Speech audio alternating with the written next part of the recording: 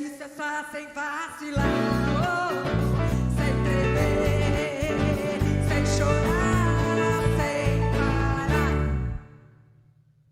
sem cessar, sem vacilar, sem tremer, sem chorar. Eu preciso de você, eu preciso de você, você precisa de mim. Nós precisamos de Cristo até o fim, mas sem parar,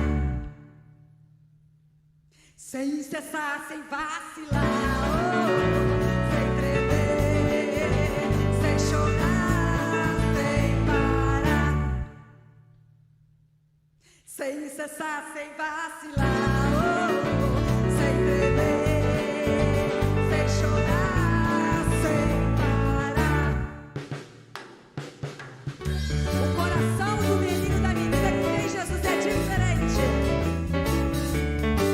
O coração do menino e da menina que tem Jesus é diferente. O coração do menino e da menina que tem Jesus é diferente.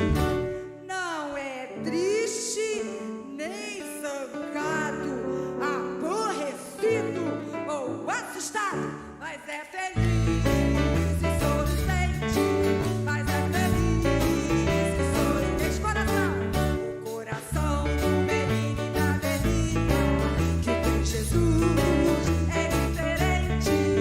O coração do menino e da menina que tem Jesus é diferente.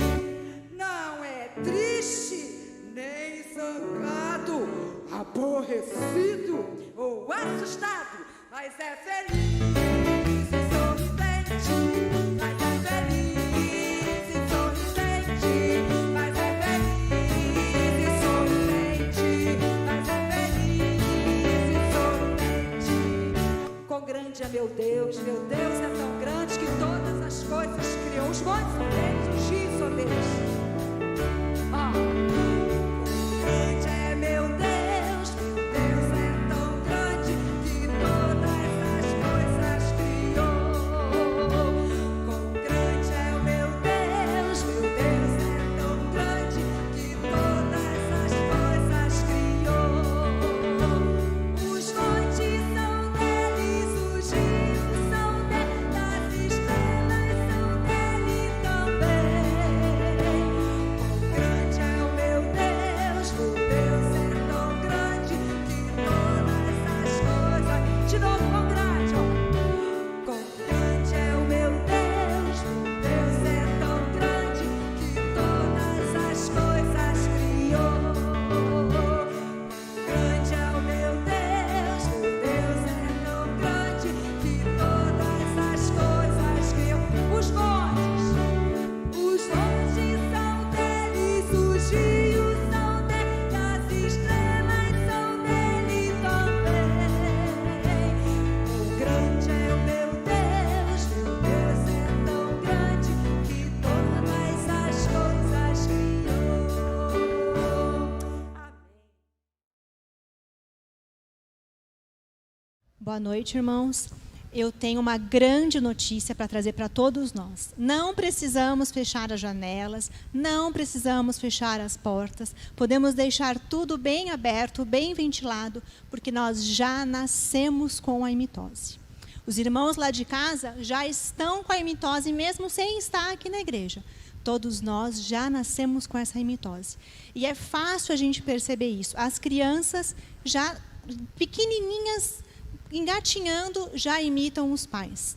Lá em casa, quando a Júlia tinha menos de 3 anos, um dia eu peguei ela colocando as bonecas no cantinho do pensamento, porque as bonecas tinham rabiscado a parede do mesmo jeito que ela tinha rabiscado a parede. E eu fiquei assim um tanto espantada de ver o quanto ela estava falando, muito brava com as bonecas. Foi um alerta, falei, nossa, ela está me imitando de um jeito que eu não gostei um pouquinho não. Falei, acho que essa mãe está muito estressada, essa mãe está precisando dormir um pouco e ser enérgica, mas não tão brava. E a gente vê em casa, né? A gente vê a criança falando com os mesmos gestos. Hoje eu estava falando com a minha mãe, ela falou, oi, tudo bem? Falei, nossa, mãe, você falou igual a avó. Então a gente, né, a família fala o jeito, com os mesmos gestos, as mesmas expressões. Os nossos sotaques nada mais são do que uma imitação. Cada região fala de um jeito por pura imitação. É uma imitação que a gente nem percebe que a gente faz. Os adolescentes hoje falam como? Falam igual aos youtubers. Se a gente prestar atenção, eles falam iguaizinhos ao youtuber. Quando eu era adolescente, a minha tribo tinha aquele jeito característico de falar. Quando os meus pais eram adolescentes, era um outro jeito de falar. Porque a gente, sem querer, imita. É uma imitação natural. E tem também aquela imitação intencional, onde nós temos modelos, né? Cada setor empresarial, cada profissão tem aquele profissional que a gente se espelha, que a gente quer ser igual, que é um modelo, e isso é muito bom, né? Os filhos normalmente têm os pais como modelo, tem alguém da família como modelo, e a gente quer copiar e é saudável. Os meninos hoje querem ser igual Cristiano Ronaldo, porque ele é disciplinado, porque ele treina bastante, porque ele tem uma alimentação saudável. Ele recusou, né, o mês passado a Coca-Cola e todo mundo então queria ser como o Cristiano Ronaldo. É natural e é bom quando nós temos bons exemplos para imitar. Mas a gente nunca pode esquecer que nós temos o maior modelo de todos, que tem que estar no topo da nossa lista de modelos, que é Deus. Então vamos ver juntos o que a Bíblia fala sobre isso. Vamos ler Efésios 5, de 1 a 17.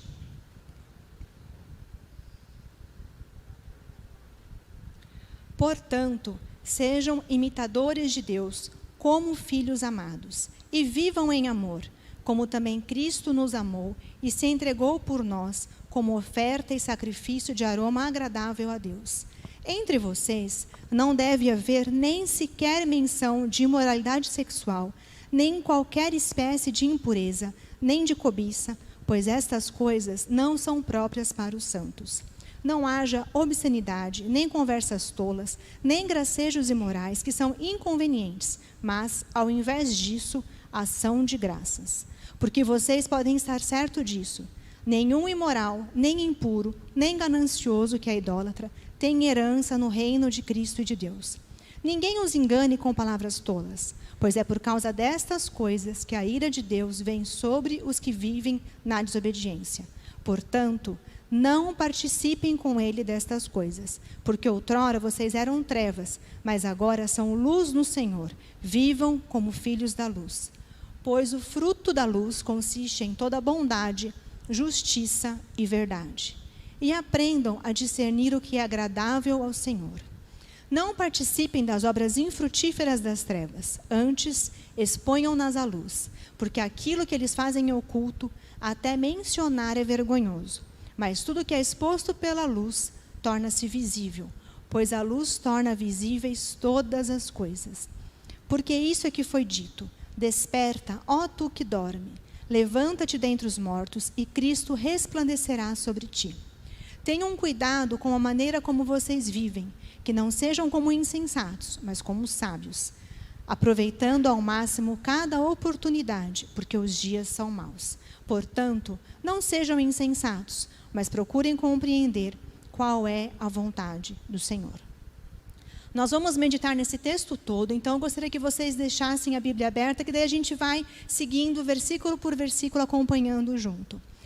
No primeiro versículo, nós já temos bem clara quem nós devemos imitar. Começa: sejam imitadores de Deus como filhos amados. Não há dúvida nessa interpretação. É clara, é objetiva, é direta. Devemos imitar a Deus. E nós temos um Deus que cuida tanto de nós, com tanto carinho, com tanto cuidado, que Ele presta atenção nos detalhes. E Ele deixou aqui nesse texto, detalhadamente, como nós devemos imitá-lo.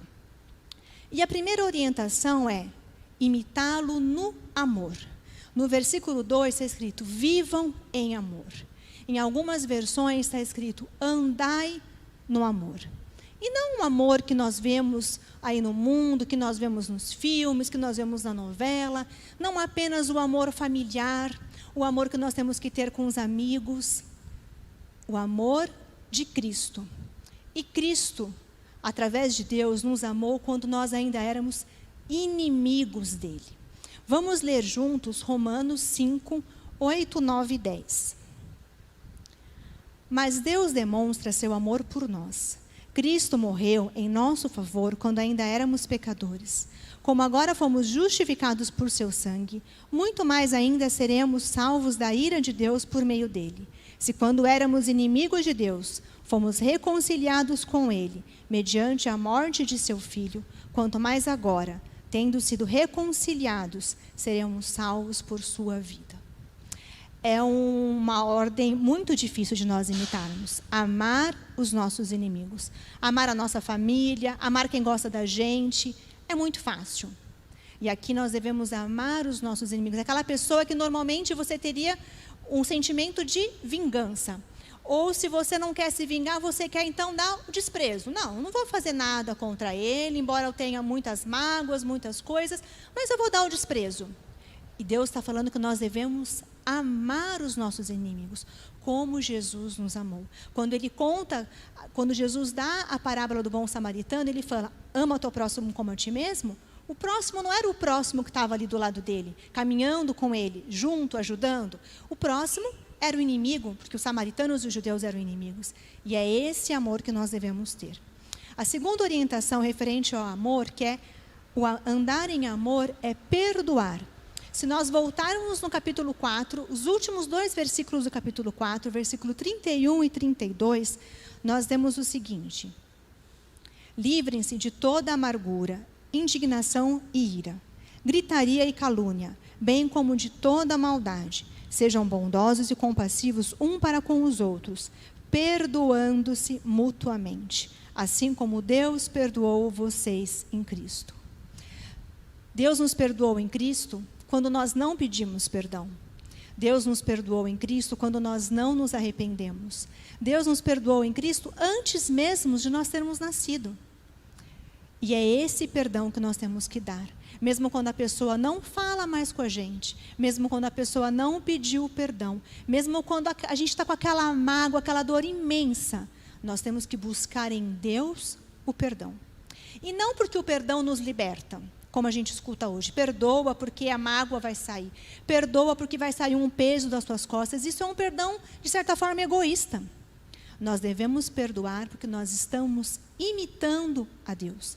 Nós devemos perdoar porque nós queremos ser como Cristo. E Cristo nos perdoou antes de nós pensarmos em pedir perdão. Quando Jesus estava na cruz, as pessoas zombando dele, ele tinha acabado de ser crucificado, ele ora e fala: Pai, perdoa-lhes porque eles não sabem o que fazem. E é desta maneira que nós devemos perdoar. Andar em amor também é sacrifício. Vamos ler juntos o versículo 2. E vivam em amor, como também Cristo nos amou e se entregou por nós como oferta e sacrifício de aroma agradável a Deus. Amar é doação. Junto com o amor, não tem espaço para o egoísmo. Nós, como os pais, muitas vezes deixamos de comprar uma coisa que a gente queria, deixou de fazer alguma coisa que a gente queria para fazer com os filhos. Você está cansado, você queria descansar, você acordou e falou: hoje, no sábado, eu vou descansar. Quando você vê, você está indo no parquinho, você está indo andar de bicicleta, você está indo tomar sorvete.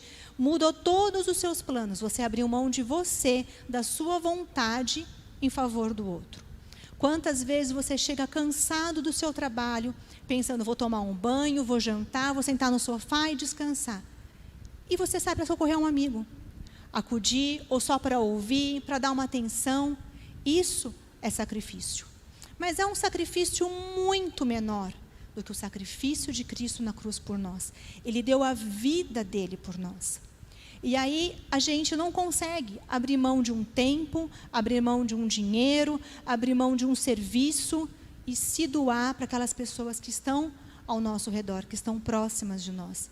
Nós somos mesquinhos, nós reclamamos, nós somos egoístas e não nos sacrificamos pelo próximo. O segundo ponto que nós temos aqui de como imitar a Deus é andar como filhos da luz. Vamos ver juntos o versículo 8. Porque outrora vocês eram trevas, mas agora são luz no Senhor. Vivam como filhos da luz. E como que é andar na luz? Qual é o comportamento do filho da luz? Nós vamos voltar então ao versículo 3 e 4. Olha como que fala. Entre vocês não deve haver nem sequer menção de imoralidade sexual, nem de qualquer espécie de impureza, nem de cobiça, pois estas coisas não são próprias para os santos. Não haja obscenidade, nem conversas tolas, nem gracejos imorais que são inconvenientes, mas ao invés disso, ação de graças. Versículos 5 e 6. Porque vocês podem estar certos disso. Nenhum imoral, nem impuro, nem ganancioso que é idólatra, tem herança no reino de Deus e de Cristo. Ninguém os engane com palavras tolas, pois é por causa destas coisas que a ira de Deus vem sobre os que vivem na desobediência. O versículo 3 começa: entre vocês não deve haver nem menção de, ou seja, não faça nenhuma dessas coisas. Aí ele descreve todas as coisas que nós não devemos fazer. Nenhuma impureza. E a gente vive num mundo impuro. Se a gente liga a televisão, até escolher um programa, seja Netflix, Amazon Prime, qual aplicativo que você tenha na sua casa, é muito difícil achar um programa que não vai trazer impureza para o nosso coração e para a nossa mente. E isso para todas as idades. Não tem classificação etária. A impureza entra e contamina o nosso coração e nossa mente. E nós, pais, somos responsáveis pelo que os nossos filhos assistem. E está cada vez mais assustador o que as crianças e adolescentes assistem de programas que, infelizmente, só vão contaminar o coração e a mente. Toda cobiça, toda palavra suja, todo palavrão, toda fofoca deve ser retirada da nossa vida. Deve ser jogado fora do nosso coração. Os filhos da luz também jogam fora toda ganância, toda avareza, todo apego material, todo egoísmo às coisas materiais. Muito pelo contrário, ele compartilha o que tem com todas as pessoas. O filho da luz também não tem nenhuma idolatria. E não só os ídolos falsos, mas toda aquela idolatria que a gente tem no nosso coração, os ídolos que nós temos no coração. E muitas vezes, esses ídolos do nosso coração são coisas boas, coisas que Deus nos deu. A nossa família, nossos filhos, marido, esposa, pais, o nosso trabalho. Se isso ocupa um lugar no meu coração maior do que Deus, atrapalha a minha comunhão com Deus, é um ídolo do coração. E não é um ídolo fácil da gente identificar. Por isso que a gente tem que se analisar e ver. Isso ocupa mais tempo? Eu consigo viver sem isso? Se isso for retirado da minha vida, o que acontece? Qual vai ser o meu comportamento? Eu confio que Deus vai me sustentar? O trabalho, o dinheiro, a televisão, as redes sociais. Essa semana a gente teve uma pane. Ficamos sem WhatsApp, sem Instagram. Não sei se foi na segunda ou na terça.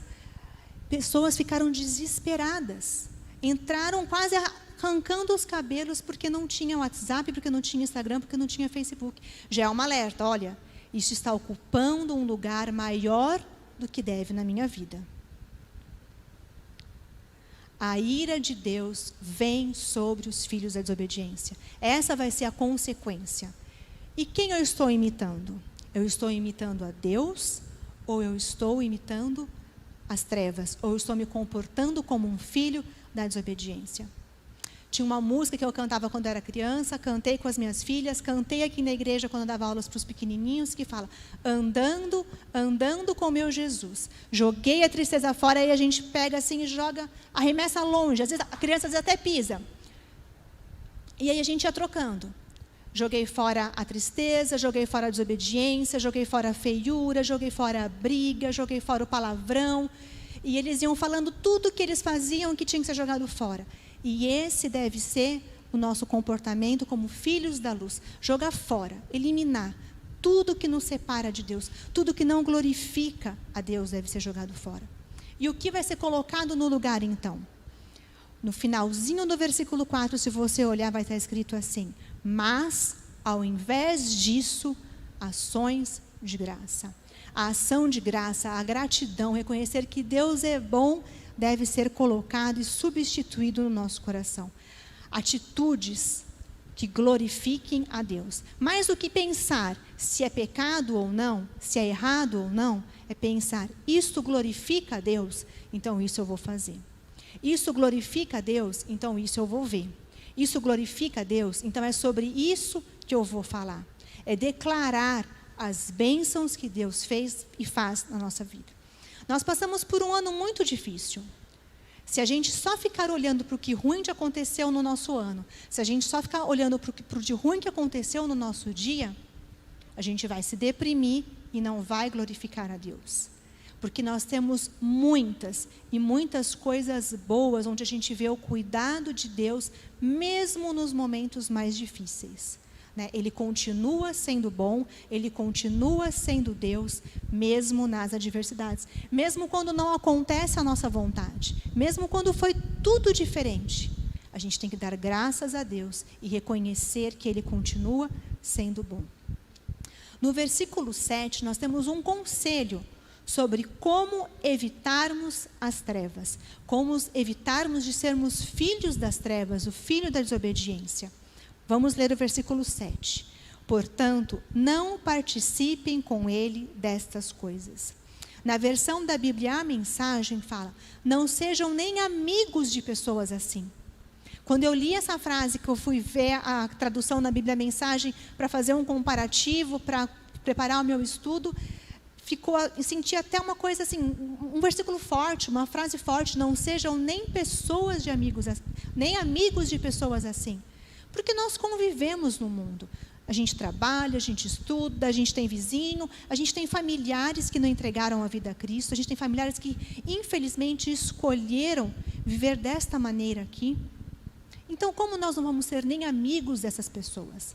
Mas amigo aqui é aquela pessoa que vai andar junto de você, é aquela pessoa que você vai pedir um conselho, é aquela pessoa que vai te orientar quando você precisa, é aquela pessoa que vai te ajudar. Não sejamos nem amigos dessas pessoas. Um grande empreendedor famoso, Jim Rohn, deu essa frase que acho que muita gente já ouviu: você é a média das 5 pessoas com quem passa o tempo. O ambiente em que nós vivemos afeta quem nós somos. Por isso, aquelas pessoas que mais passam tempo conosco precisam andar na luz. O segundo conselho que nós temos de como evitar as trevas está no versículo 11, que diz o seguinte: não participem das obras infrutíferas das trevas, antes exponham-nas à luz. Na versão da Bíblia Mensagem fala: denuncie a baixeza dessas coisas. Não podemos tomar parte das obras das trevas. Então, o vídeo do TikTok que assiste, no Instagram, no YouTube, aquilo que a gente clica e curte, compartilha, dá risada, assiste junto com os amigos, ou que conversa, o nosso comportamento diário tem que ser diferente das trevas. Nós não podemos esconder a nossa luz debaixo da cama para se camuflar nas trevas e viver como os filhos da desobediência. A nossa luz tem que estar em cima, tem que estar na frente, iluminando tudo, porque onde existe luz, não existe trevas.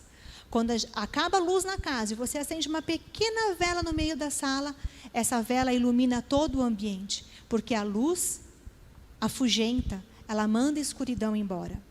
Quando está uma penumbra, começa a anoitecer e você está na sala, lendo, fazendo alguma coisa, às vezes a gente nem percebe que escureceu. A gente vai se acomodando com aquela escuridão, aí de repente vem alguém, acende a luz e fala: que bom, estava sentindo que tinha alguma coisa me incomodando e era a falta de luz. A luz denuncia a escuridão. Ela nos mostra: olha, aqui está claro. E a escuridão vai embora. Então a luz denuncia o pecado. A luz denuncia o que está de errado. E elas não andam juntas.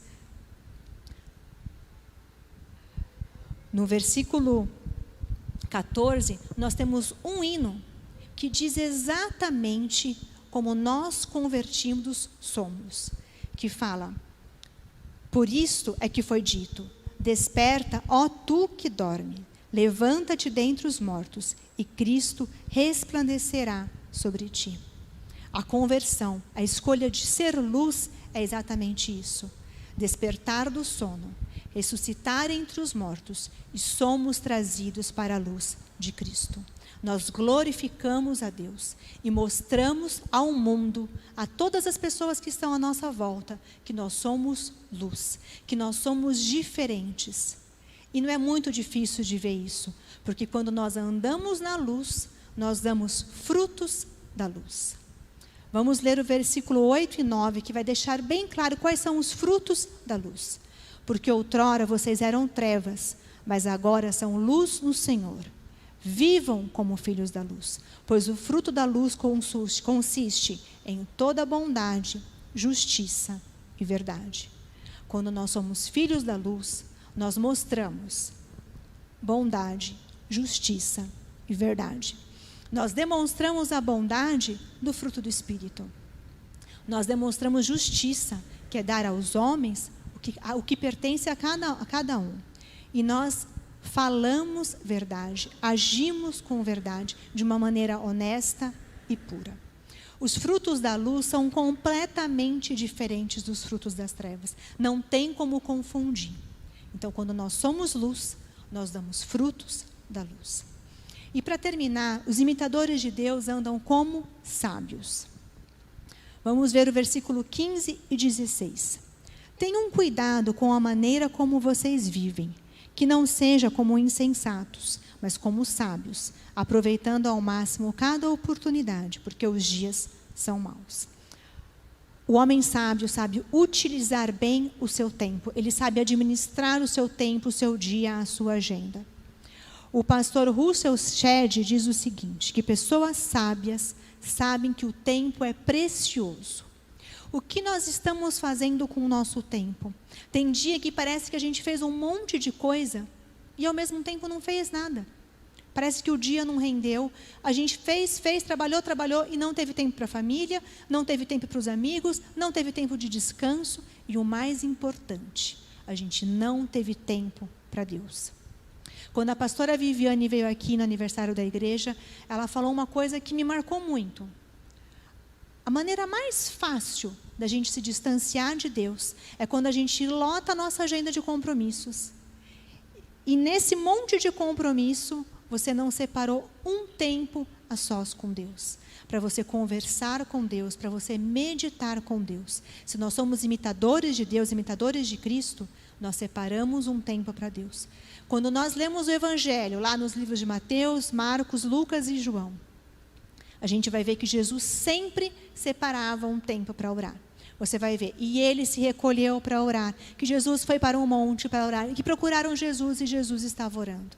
Em todos os momentos do ministério dele, ele sempre separou um tempo a sós com Deus. Nós precisamos sempre separar um tempo para meditarmos na palavra de Deus, para louvarmos ao nosso Deus e para falarmos com ele. E segundo ponto, o sábio procura compreender a vontade de Deus. No versículo 17 fala, portanto, não sejam insensatos, mas procurem compreender qual é a vontade do Senhor. Nada pode ser mais importante do que descobrirmos qual é a vontade do Senhor na nossa vida. O missionário Asher Green Simonton, que é o pioneiro da Igreja Presbiteriana aqui no Brasil, quando ele estava para vir para o Brasil, muitas pessoas queriam que ele desistisse. Falavam, como você vai para o Brasil? Um país com um monte de doenças, você vai deixar o conforto do seu lar, aqui você tem tudo, faz o seu trabalho missionário aqui, por que vai para um lugar tão longe? E para todas essas pessoas ele dizia, o lugar mais seguro para eu estar é no centro da vontade de Deus. E a gente só vai poder entender que nós estamos no centro da vontade de Deus se nós escutarmos a sua voz. E a voz de Deus está na Bíblia. Então, nós temos que ter um momento de meditação na sua palavra. Agora, como que a gente vai diferenciar sabedoria do conhecimento? Porque eu posso ler a Bíblia inteira. Tem muitos ateus que leram a Bíblia inteira. Então, eles têm muito conhecimento. Mas como ter essa sabedoria que vem de Deus? O pastor Antônio me ensinou uma frase que ele aprendeu agora na conferência com a Norma Braga, que diz: conhecimento é saber que fruta é tomate. Sabedoria é não colocar o tomate na salada de fruta. Nós temos o conhecimento que nós devemos imitar a Deus. Nós sabemos que temos que amar o próximo. O versículo, ame ao teu próximo como a ti mesmo, os pré-adolescentes aqui todos já sabem de cor. Que esse próximo é o nosso inimigo, todo mundo que ouviu a parábola do bom samaritano também já sabe que esse próximo não é quem está do lado, mas que é o inimigo. Todos nós já ouvimos, principalmente aqui quem é empresário, a importância de ter uma agenda bem administrada. Se nós estamos aqui, é porque nós escolhemos ser luz. A gente sabe que a gente precisa ser luz. A gente sabe que a gente tem que entender a vontade de Deus. Agora, como colocar isso em prática? Isso nós não conseguimos por nós mesmas. Eu não consigo colocar isso em prática por mim mesma, porque o pecado está dentro de mim. Então, a minha vontade de fazer tudo o contrário vai ser sempre maior. É o Espírito Santo transformando o meu coração e a minha mente. Só o Espírito Santo vai transformar e fazer com que eu seja um filho da luz. Fazer com que eu entenda que eu preciso estar no centro da vontade de Deus o tempo todo. Vai fazer com que eu ame as pessoas como Cristo me amou. Vai fazer com que eu cada dia acorde e pense, eu preciso imitar a Deus. É só o Espírito Santo. Hoje no almoço a gente estava pensando, lembrando de músicas antigas, e aí nós lembramos da música Eu Quero Ser um Vaso Novo. Que o oleiro vai quebrar a minha vida, fala, quebra a minha vida e faz-a de novo. Então é todo dia, Deus quebra a minha vida e transforma. É um processo diário, a vida inteira. Nós precisamos acordar e pedir, Deus, quebra a minha vida e faz-a de novo, porque eu quero te imitar, porque eu quero ser cada vez mais parecido com o Senhor, porque eu quero que as pessoas vejam a minha luz. Eu quero falar, sejam meus imitadores como eu sou de Cristo. Então, que o Espírito Santo possa me transformar e transformar a vida de todos nós que estamos aqui, para que nós possamos dizer que nós somos imitadores de Deus. Convido a igreja para se levantar. Vamos fazer uma oração agora de consagração, para que todos nós sejamos imitadores de Deus, para que as crianças sejam imitadores, que os pré-adolescentes sejam imitadores, os adolescentes, os adultos, vocês que nos assistem em casa, que todos nós sejamos imitadores de Deus.